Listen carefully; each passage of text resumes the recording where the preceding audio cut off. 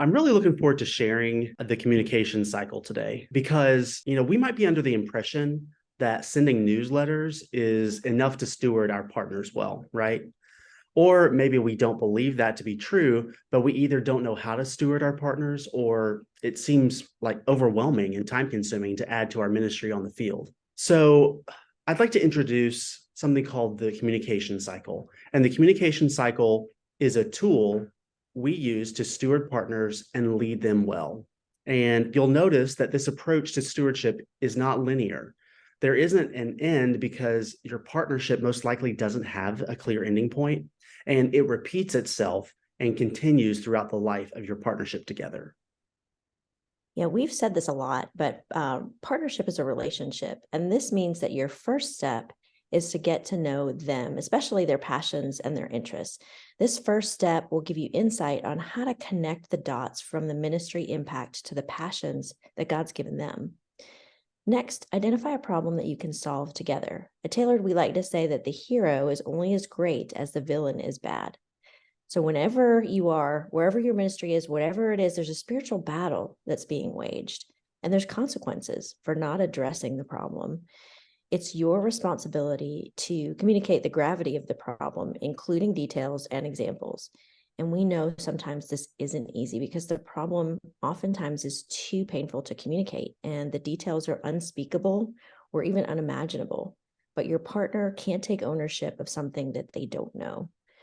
Our task is to do this in a way that honors both the partner and the people being ministered to, understanding that if the partner doesn't believe that the problem is that bad, there won't be a motivation to be part of the solution.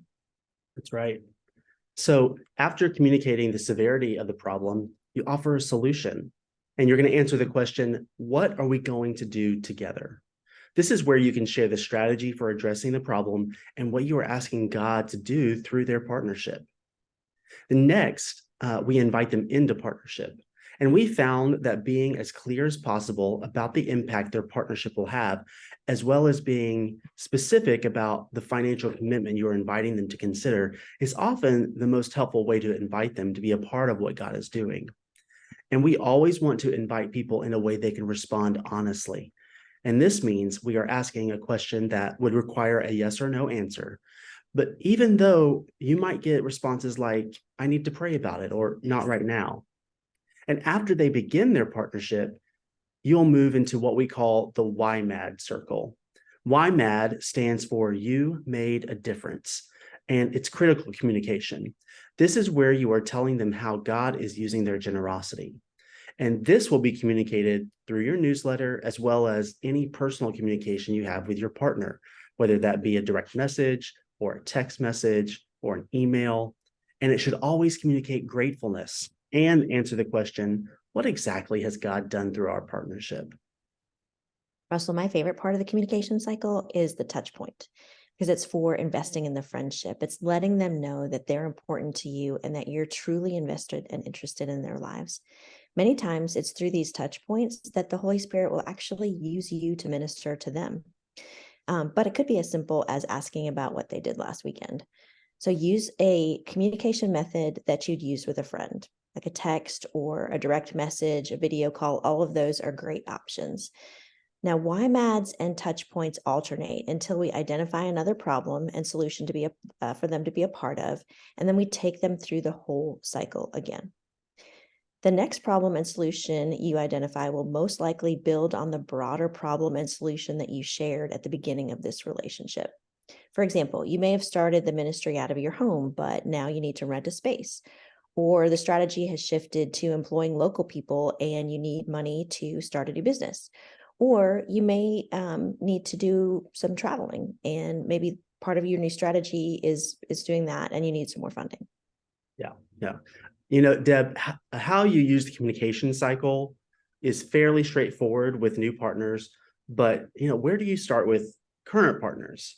They would all begin on the right side of the cycle with alternating YMAD and personal touch points. And we encourage you to start by asking them a couple of questions in your personal communication with them. One, what compels you to partner in this work?